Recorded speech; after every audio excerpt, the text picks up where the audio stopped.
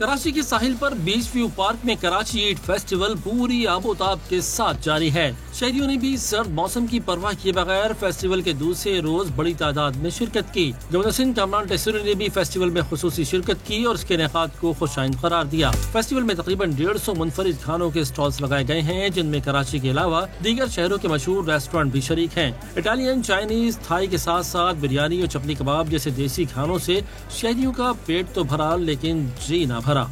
ये अच्छा फेस्टिवल था बहुत, और ऑर्गेनाइज बहुत अच्छा हुआ था।